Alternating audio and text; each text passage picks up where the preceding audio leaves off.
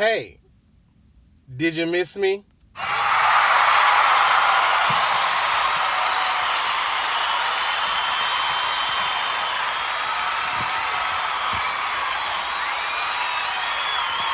Man, it feels so good to be back once again with all you blurs and nerds, freaks and geeks. Man, I have missed y'all so much.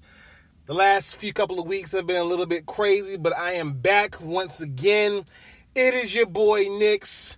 This is DYSG episode 12. Let's go!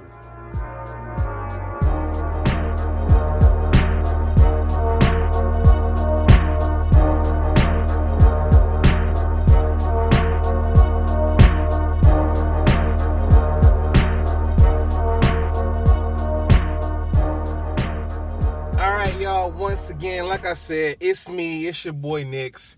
This is Do You Speak Geek episode 12. Man, I missed the hell out of y'all so much. I really did. I felt like a father who dropped his child off at college, and I just hadn't seen or talked to you in so long, and I missed y'all. Aww. Yeah, I missed you guys. So nevertheless, we are back once again. Like I said, I am Nick. This is Do You Speak Geek, episode 12. Thank you all to everyone who has been, I guess, just holding on and staying true and, not letting me get into whatever funk or dry spell with this podcast thing, man. Thanks to everyone who has been there, who has gave me words of encouragement, who has mentioned that they listen, who love what I'm doing. Thank you all so much. I do this strictly for you guys. Like I said, we're back once again. In case you're wondering where to listen to Do You Speak Geek, you can always go to the hosting website, which is Spreaker.com. Spreaker is the hosting site for Do You Speak Geek. You can also listen to Do You Speak Geek on Apple Podcasts, Google Play Music, Spotify, and now CastBox. We are live on CastBox as well. If you want to know what's going on, follow us on the social medias. You can follow us at Facebook at DYSG Media, Twitter at _ Do You Speak Geek, and Instagram at Do You Speak Geek. The YouTube channel is still going, people. YouTube is where you can find Do You Speak Geek, and also where you can find episodes of the Daddy and Dono show. Guys, Dono is itching to get some more content. We will not disappoint. We will give you guys some as soon as we possibly can. And once we get that out, we'll be letting you guys know what's up. The Patreon page is still live. As I said, $1 a month is all we're pledging for exclusive content and things that you can't get anywhere else. As about this time, y'all, let's get into the show. Let's speak geek. So we're going to jump right into Source Wall this time for episode 12. Let's talk about the DC pull list. We have Batman Damned number 3. This is the stunning conclusion to the groundbreaking miniseries by the critically acclaimed team of writer Brian Azzarello and artist Lee Bermejo. This was a confusing book at times, but the way they ended it was like, oh my God, so that's how they're going to do this? This is how this is going to end? It really is a nightmarish tale, so check that out if you guys get the opportunity to. Also, we have The Flash, number 73. We're still in The Flash year 1 that continues as our hero picks up the pieces from a disastrous defeat at the hands of the Turtle. The rise of the rogues in Central City give the Flash a renewed resolve. But is Barry still learning to master his skills? And while an experienced speedster might know how to outrun a gun, this time he may not be so lucky. So we'll see how that goes there. From Marvel, we have Doctor Strange, number 15, with a fresh, altered dimensional feast and an alliance with Dormammu, Galactus. Oh my God. Wait a minute. So we have Dormammu teaming with Galactus? Oh my God! I don't know how to feel about that. But they're more terrifying than ever. Do a reunited Doctor Strange and Clea have a chance to stop them? Personally, I don't think so. I think they're going to fail miserably, but we'll see what happens. And also, we have the conclusion to Major X. This is a tale almost 30 years in the making. The full identity of Major X himself is revealed. Other releases, we have Mighty Morphin Power Rangers number 40. Last year's Shattered Grid book made history, and this year the new arc, Necessary Evil, will change what you think you know about the Power Rangers with a reveal that will have everyone talking. The Power Rangers comic book event of 2019 begins here with the first appearance of a Power Ranger that everyone's been asking for, and is their fan favorite. You all know Tommy, the White Ranger. So we got an all-new team of creators from Shadow Grid breaking to this one. We have Ryan Parrott and Danielle DeNucleo present the return of the Mighty Morphin Power Rangers. But what happened to the universe after the defeat of Lord Drakon? And what do our Rangers even remember? Lastly, we have Spawn 298. It's still the road to issue number 300, or War to 300. It's part 1 of 2 issues till Spawn 300.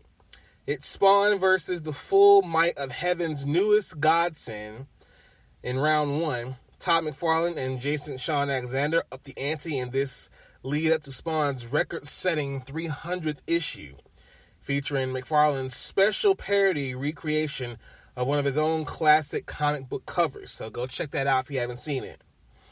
In other news for comics, we have DC announcing a new horror imprint from Lock and Key's Joe Hill. This is coming from DC Comics. DC may have recently announced the end of a long-running Vertigo imprint, but fans needn't worry about a sudden lack of mature, reader-focused horror comics.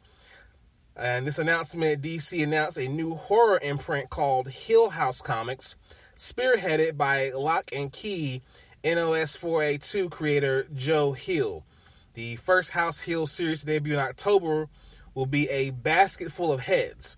It's written by Hill and drawn by Leo Max. The series opens with a young couple house-sitting in a rural New England home full of Viking artifacts, only for a storm to bring with it a group of mysterious invaders. So that's going to be very interesting to see there. I can't wait for that to come out.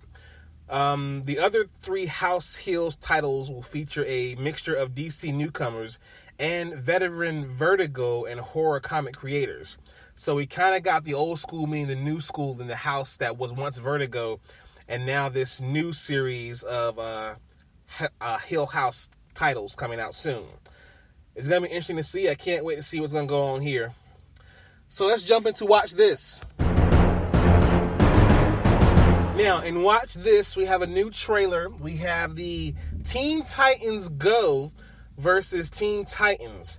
Now, in this particular movie, the 2 teams are pitted against each other, while other villains of each of their worlds join forces against the both of them. The 2 very different Titans teams will need to set aside their differences and work together to combat Trigon, Hexagon, and Santa Claus? Yes, Santa Claus. And time itself to save the universe. While no official release date has been announced yet, Teen Titans Go versus Teen Titans will hit Blu-ray and digital later this year. So we'll see how that goes. I think it's going to be interesting. It's going to be good. I think it's going to be hilarious. It's going to be funny to see the voice talent pulling double duty and really bring the emotional depth with their voices to kind of differentiate between the 2. So that should be fun. Salma Hayek. Oh, sorry, forgive me. Salma Hayek may join Marvel's The Eternals movie. Marvel may not be ready to talk about its Phase 4 movies just yet, but that hasn't stopped the Eternals from potentially lining up another star. According to The Wrap, Salma Hayek is the next actress who may join the movie. However, the report didn't specify which character she will play. Angelina Jolie is rumored to be playing Cersei in the film. After Cersei, the most prominent female Eternal is Athena. It's possible that Hayek could portray Athena if that character is in the script. It looks to me like they're gearing up for a nice swoon fest from a few of the fanboys out there. I mean, you got Jolie, you got Salma Hayek. I mean, what's next? You're going to pull out Pam Grier? I mean, what's going on here? I mean, I can't wait to see what's going on, but this blurred here is ready to watch. Indeed I am. Anyways, Sony is developing a live-action Final Fantasy TV series. As quoted here, dust your sword and magic books off because the iconic video game Final Fantasy saga is getting a live-action treatment. Sony Pictures Television has just announced a live-action adaptation series based on Final Fantasy XIV, the 2013's online role-playing game. But hold your kachobos, because the release date and the cast of the series are still under wraps. But we will keep close and see what's going on there. That shouldn't be any problem whatsoever to see what's going on. Lastly, we have a little bit of more news here. Spider-Man Far From Home. A lot of you are always wondering when you go to see these Marvel movies, is there an end credit scene? So, in this one, is there an end credit scene? The answer is yes. Yes. There's an end credit scene, people. And there's two. There's two, matter of fact. So we have two credit scenes. The first is a mid-credit scene, while the second is an after-credit stinger. Both are very important and help set the stage for what may transpire in Marvel's Phase 4. Let's switch gears here and transition on up to Thumb Life. So we got a few reviews to do here. These are coming right from IGN, my favorite source for video game news. We got Samurai Showdown. Samurai Showdown is a classic of mine. I remember having a Neo Geo back in the day and loving to get down on some Samurai Showdown. But as the review goes, I mean, I think it was a pretty dope game, even in its time. Here's what IGN had to say. For as much as Samurai Showdown manages to successfully modernize a classic fighting series and recapture the tension of its high-stake duels, in other ways it remains woefully in the past.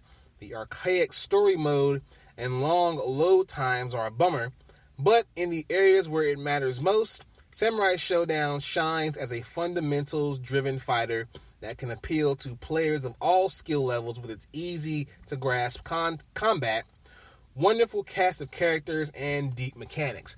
I have to agree with that. I agree with a lot of things that IGN says when it comes to video game ratings. That's why I use them as a source. But having said that, Samurai Showdown, if you love this old-school fighting game, go get that up, pick it up. It is going to be an awesome one.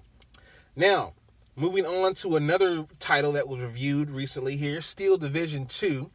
Not so good on this one.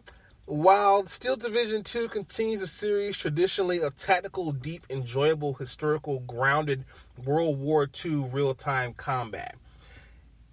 Now, the new Eastern Front divisions bring plenty to the table to reinvigorate the multiplayer and skirmish modes. The combat mechanisms themselves haven't evolved all that much, but they work well enough without trying to reinvent the wheel. Just stay away from the Army General campaign, and if you didn't play Normandy 44, you'll probably need to give it a spin first, as it does a great job of explaining a lot of things that Steel Division 2 won't even bother to. Now, having said all that, I say still go pick it up, see for yourself, you may like it. But the reviews for it so far haven't been that great. But I can tell you one game that has been getting the rave reviews, and that is Super Mario Maker 2. Now, it is the most accessible game design tool ever created, and that core is just one part of a greater whole. The person who played this spent hours testing levels, starting over and over again, and feeling like they have only barely scratched the surface of what's possible. Sorry. The story mode is a basic story, sure, but it's a great excuse to introduce hundreds of novel, professional-made levels to play. It's a cohesive package, well put together. It gives you so much freedom on how to play, how you make the levels, and even how you learn to make the levels. It's a great game. It's one of those games where if you don't have a Switch, go get a Switch for this game. So there's that for there. Let's jump into some other news here. Now, we got a little bit of a rumor here. We have a rumor about the Wachowski brothers returning to direct a new Matrix movie, potentially Matrix 4. The rumor mill has been churning for quite a bit lately in regards to a possible new Matrix movie, with new reports suggesting that one or both of the Wachowskis will return to direct a fourth installment starring Michael B. Jordan of fame Creed and Black Panther. The site says that plot details are under wraps, and it is currently unknown whether the film will still be a reboot or will be a sequel to the previous trilogy. Understanding from one source that it will be a semi-continuation, but that decision has not yet been made. I'm a big fan of the Matrix saga. Maybe not so much Revelations, but Matrix and Reloaded were awesome flicks. If they keep that same energy as they did, hopefully they can get that old thing back and make it a great movie. With Michael B. Jordan, I don't know, but we'll see. Hopefully we'll see another version of the one, and I don't know. We'll just see. I mean, with this day and age, the whole concept behind the Matrix is probably something that's greatly needed to kind of wake people up. I mean, with smartphones and tablets, we are definitely in the Matrix.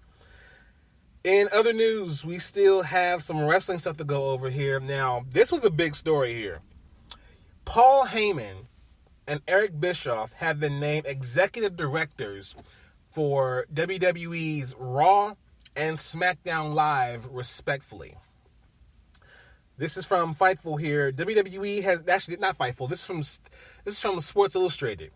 WWE has named Paul Heyman and Eric Bischoff as executive directors. Heyman is set to become executive director of Monday Night Raw, while Eric Bischoff will fill the same role for SmackDown Live. Both will report directly to Chairman and CEO Vince McMahon. Now, this is where I have to stop and where I have to get on my soapbox, because it's that one little caveat that's mentioned there. You have two of the greatest wrestling minds, two men whose names are well respected within this sports entertainment pro wrestling world. They have what it takes to make these shows great again. Because right now, if you haven't heard, WWE pretty much sucks. It's horrible right now. And I think they have what it takes to make it great all over again. But the fact that they are still reporting to Vince McMahon, it doesn't mean anything to me yet. I'm not excited yet. I love the idea that these two guys are going to be going head to head with all the federations that are current and developing AEW. But the fact that they still have to answer to this senile old man is just unsettling to me, and I don't appreciate it or like it. Let them do what they're going to do and let them run the show and bring this brand back to prominence.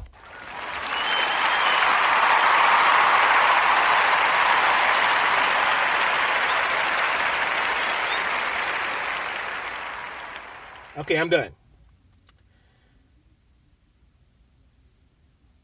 Sorry, I had to go off there. But anyways, that's the show. I hope you guys enjoyed it. I missed you guys so much. We have more content coming soon. Keep your eyes out, y'all. It's been a little bit of a rough go here, but I appreciate y'all sticking with me. Thank you so much. As always, here I am Nix. Live to play to win to live. I speak geek. Do you speak geek?